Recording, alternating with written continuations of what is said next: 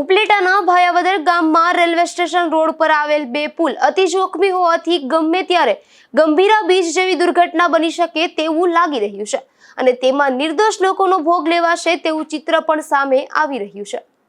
ગંભીરા પુલ દુર્ઘટના પછી ભાયાવદરમાં તારીખ 15 જુલાઈના રોજ કલેક્ટરના જાહેરનામા મુજબ સાગર ચોકથી રેલવે સ્ટેશન સુધીમાં 3 જૂનવાળી પુલમાંથી બે પુલ જર્જરિત હોવાથી આ પુલ ઉપર એંગલ મારીને ભારે વાહનો માટે પ્રવેશ બંધ કરવામાં આવ્યો હતો। તે સમયે આરએનબી વિભાગ દ્વારા સ્મશાન તરફથી જૂના રેલવે સ્ટેશન બાજુ અંદાજે 1 કિલોમીટરના અંતરે મોટા વાહનો માટે ડાયવર્ઝન કાઢ્યો હતો। ત્યારે નજીક બીજો ડાયવર્ઝન કાઢવાની નગરપાલિકાએ માંગણી કરી હતી, ત્યારે આ વિભાગે બીજો રસ્તો કાઢવાની ના પાડી દીધી હતી। ત્યારથી જ આરએનબી વિભાગ અને પાલિકાને અણબનાવ ઊભો થયો હતો। તારીખ 6 સપ્ટેમ્બરના રોજ પાલિકાના જેસીબી દ્વારા પુલની આડસમાં મારેલ એંગલને જળમૂળમાંથી ઉખેડીને ફેંકી દીધા હતા। ત્યારે ફરી તારીખ 8 સપ્ટેમ્બરના રોજ આરએનબી વિભાગે એંગલ મારવાની કામગીરી હાથ ધરી હતી। આથી પાલિકાની ફજેતી થઈ રહી છે તેવું લાગતા સત્તાધીશોએ સંસદ સભ્ય અને ધારાસભ્યને રજૂઆત કરી એંગલ મારવાની કામગીરી રોકાવી હતી અને બીજો રસ્તો કાઢીને બંને પુલને બંધ કરવાની સૂચના આપવામાં આવી હતી।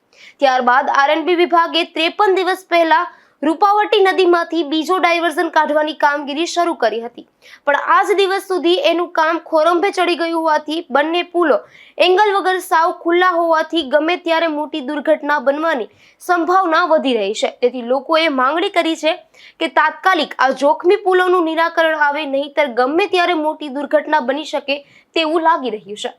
હું મુકેશભાઈ ડ્રાઈવર બોલું છું, બરોબર છે। મારા પુલ નબળો થઈ ગયો છે, અમારી કોઈ ના નથી, પણ પહેલાં અમને સારા મેલું ડાયવર્ઝન કાઢવો, જેને કારણે અમારી ગાડીમાં નુકસાની આવે છે, પણ ત્યાર સુધી અમને રજા આપો, ચાલુ રાખવાની, ડાયવર્ઝન નીકળી જાય એટલે અમે ફરીને આવતા જઈશું, બરોબર છે। બોલો તમને અત્યારે તકલીફ શું થાય છે? અમારી ગાડીમાં સાહેબ નુકસાની આવે છે, વેરેન્ટેજ આવે છે, બરોબર છે, ખાડા છે ડાયવર્ઝનમાં, બરોબર। હાલો, અમે કમાતા કોઈ હોય નહીં અને ભાડા અમારા એવા હોય નહીં કંઈ, બરોબર છે। નુકસાની આવે તો અમારું ઘર પરિવાર કેમ પૂરું કરવું? સારા મેલું ડાયવર્ઝન અમને આપો, પછી તમે તમારે રોડ બંધ કરી દો, પુલ નબળો થઈ ગયો છે, અમે માની છીએ, બરોબર છે। તો તમે ગાડી ક્યાં ખાંગી કરો છો? ખાલી હિતેશભાઈ ગાયત્રી સિંગદાણાનું કારખાનું। હું સરજુ માકડિયા, બાંધકામ ચેરમેન, ભાયાવદર નગરપાલિકા।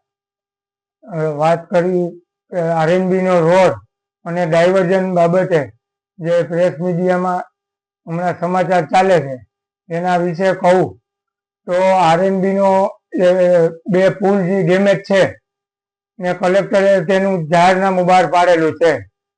લોકોને તકલીફ ના પડે એટલે ધારાસભ્યથી તથા સંસદ સભ્યશ્રીને રજૂઆત કરી ડાયવર્ઝન અમે મંજૂર કરાવેલ હતું।